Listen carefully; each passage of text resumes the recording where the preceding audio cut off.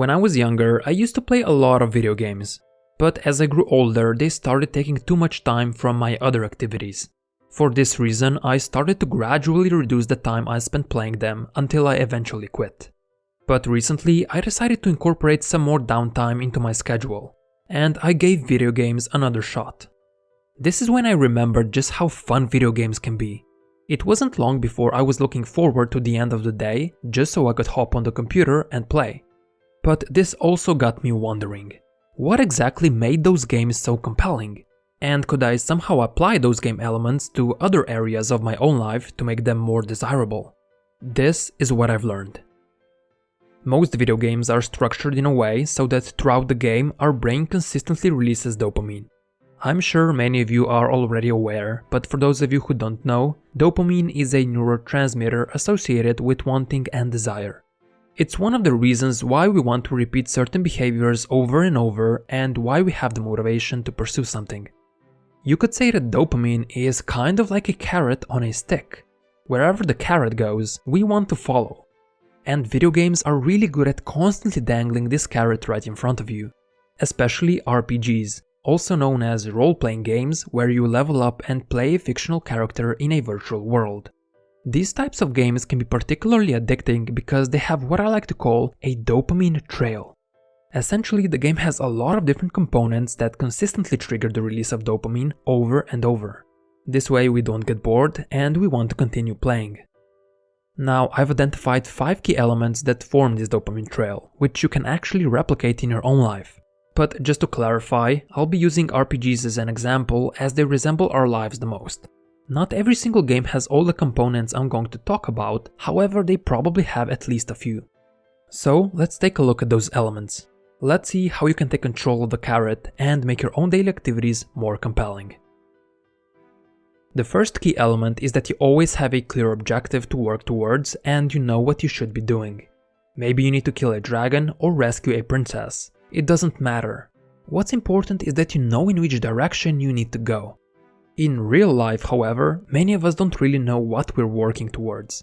And while other people can set direction for us, it's not the same as when we set the path ourselves. Whether it's running a marathon, reaching a certain position at work, or writing your own book, having a clear goal you're working towards gives your actions purpose, otherwise your efforts just feel meaningless. But while killing a dragon might be the end goal, the game doesn't really make you focus on that too much. Instead, it's broken down into shorter sub-goals that lead up to that big moment. First, you might help the king get his stolen jewelry back, then you help a wizard with his potion problem, etc. Whenever we finish something, no matter how mundane or small it might seem, we get rewarded with a sense of accomplishment. And the more we feel accomplished, the more we want to continue feeling that way. Essentially, this creates a loop where a tiny bit of success rewards us with dopamine and motivation to continue, which results into more success. Sure, we might have not killed the dragon yet, but we've still completed something that's leading in that direction. And that's all that matters, since as long as we continue doing that, eventually that big goal will be achieved. If you want to write a book, for example, your sub-goals might look something like this.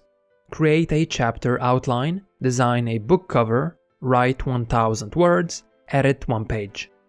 Of course, all of these can be broken down even further, but I think you get the general idea. The point is to kickstart the achievement loop and do something that will lead you towards the greater objective. Now, goals are also important because of the second key element that video games have, which is that progress is visible. Games make it very clear that you're improving by showing you that the experience bar is getting filled up. However, it never says you're 0.7% on your way to level 100. That would be demotivating. Instead, it shows you that you're 70% towards level 2. This visible progress gives you the necessary motivation to continue grinding forward. It's very easy to justify playing a little longer just so you can reach that next level before logging out. But the thing is that usually there are multiple progress bars getting filled up at the same time, so that by the time you reach level 3 in one skill, you're almost level 5 in another. And when you reach that level 5, you're now close to level 4 in the other one. So you're made aware that you're constantly close to completing something, which makes you want to keep on playing. However, progress in real life is usually not that obvious and you must make it visible yourself. I found that one of the best ways to do that is by simply tracking your daily activities. During each day, make sure to take note of all the things you've done that led you towards your goals. If you wrote 500 words for your book, write it down.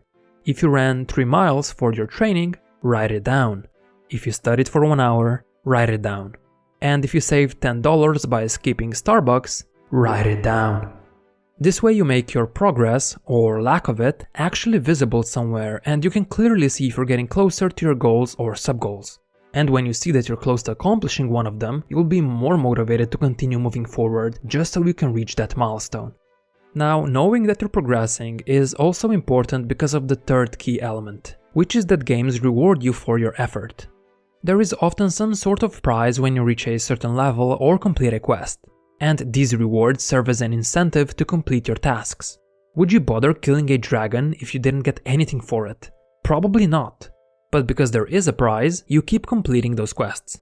Rewards are often one of the best motivators in real life as well, as when you anticipate getting one, your brain makes sure to release a lot of dopamine. In the back of your mind, you know that once you finish, let's say studying for example, you get to enjoy a reward of your choice without any guilt, which can easily make you power through your task. But it has to be noted that in video games, the reward always rewards you back in some way. Once you defeat an enemy, you might get a stronger sword, which means you can now defeat bigger enemies. Essentially, the prize you receive makes the gameplay better for you, and it makes you want to continue playing. And this is something that a lot of us get wrong. When we eat healthy for 1 week straight and we go to the gym 5 times during that period, sure, we deserve a reward. But instead of having a reward that rewards us back, we usually do something that hurts the progress we've made. We reward ourselves by eating the whole cake while laying on the couch, which, if you think about it, isn't a smart move. Imagine completing a quest in the game and instead of gaining a level, you get penalized and your stats get worse. It doesn't happen. Yet in real life, we often do just that. We manage to save $500 and what do? We reward ourselves with a brand new phone, which we don't really need, or something of that nature. Instead, we should invest that money into an asset that will reward us back, that will allow us to make and save even more money in the future. Or for another example, if you like running, like me, you could reward your consistency with new running shoes. That kind of reward makes the runs easier and it reinforces the habit. So think about your own life situation and find a reward that rewards you back, or at least make sure it doesn't sabotage your progress like it usually does. But you might notice that the rewards in games aren't always the same. You don't always get a better sword, but instead you sometimes get a stronger armor, other times it's a new spell, etc. Which brings me to the fourth key game element, variety and novelty. Good games always have something new waiting for us. It could be new area unlocks, new enemies, or just new cosmetics. Our brains love variety, and as long as an activity has something novel to stimulate us, it remains attractive and satisfying. Imagine if instead of experiencing something new in the game, you would have to repeat the same level over and over. Most of us wouldn't find it fun. We would get bored of doing the same thing pretty quickly, and we would want to quit. And it's the same in our daily lives. If we want to stick to something long term, it helps if we can incorporate something new into the activity. If you have a job, think back on the first day you spent there. The job probably didn't feel boring, instead it was most likely interesting. There were so many new people to meet and a lot of things to learn. However, 1 year later, once all that novelty has faded, the job probably became boring and dull. That's because it became routine and now there's nothing new to experience. It's kinda like repeating the same level in a game for 8 hours a day, 5 days a week. You don't really have anything to look forward to since you already know what to expect. While I do encourage having some sort of a routine in your life, it's also good if you have some variation within that routine. So if you usually do the same work all the time, see if it's possible to take on a different project to switch it up a little bit. Preferably something that you're not fully familiar with, so the challenge is novel. Now, while you might not be able to have a direct impact on the way you do things at your job, you can always incorporate some new aspects that are still related to it, which you do have control over. Like befriending someone at the office who you don't normally interact with, maybe reorganizing your desk, or just going to a different restaurant to eat your lunch. As you can see, it doesn't have to be a massive change, nor does it have to be permanent. The point is to just have a new experience every once in a while. You can also spice up your workout routine by trying out a new exercise, Or if you're still studying for school, try to find a different study location. Just look for a way to make your days slightly different. Now the fifth and final key element that games have is that they consistently challenge you. The human brain loves working on and overcoming obstacles, but the difficulty has to match your current skill level, otherwise you won't enjoy them, nor will you want to do them. In other words, the challenge must be neither too hard nor too easy. When you start at level 1, you don't go fighting the biggest and the baddest boss right away. You would get defeated every time as it would be too difficult for your skill level. And because it would be too hard, you wouldn't want to continue playing. This is why games set you up against easier challenges first, those that you're able to actually overcome. But once you get better at the game, the difficulty also ramps up. Otherwise, if you were to improve but the challenge stayed the same, you wouldn't want to continue playing. There is no fun if you're able to just effortlessly demolish everything in your way. You would quickly get bored because the game would be too easy. The challenge has to feel at least semi-difficult so that when you overcome it, you can actually feel proud about it and get rewarded by that sweet, sweet dopamine. But in real life, we are only rarely faced with optimal challenges. Instead, most of the time, we're either overwhelmed or bored by them. If something feels overwhelming and you can't bring yourself to do it, chances are that it's above your current skill level. You need to take a step back and start slow at the beginning. Break that big task down into more manageable pieces. Then you should tackle those pieces individually and focus on the easiest one first. This helps bring the difficulty down and get the momentum going at the same time. If something feels too easy, you must increase the challenge. Ideally, you would want to skip the easy tasks, but sometimes they just have to get done. Personally, I increase their difficulty by imposing time limits on them. I give myself a time frame and try to do the task before the time runs out.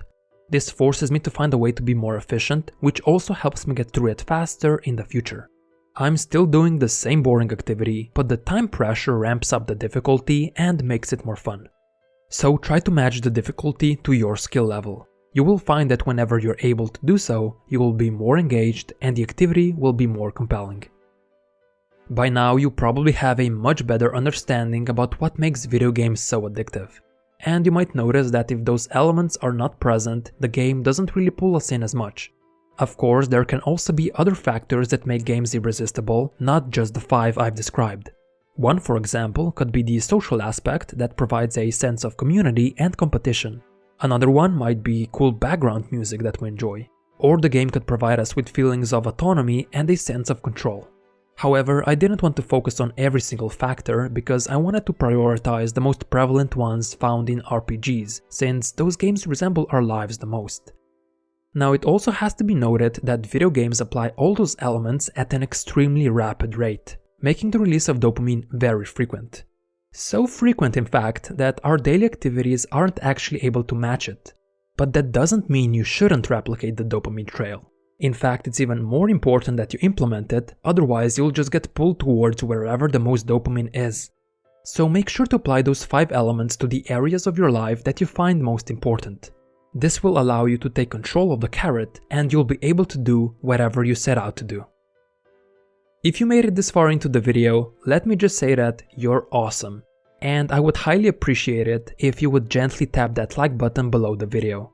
This shows the YouTube algorithm that ideas like these are worth spreading and it shows my content to more people, which means more people can benefit from it and improve their lives. As always, thanks for watching, and I hope I made you better than yesterday.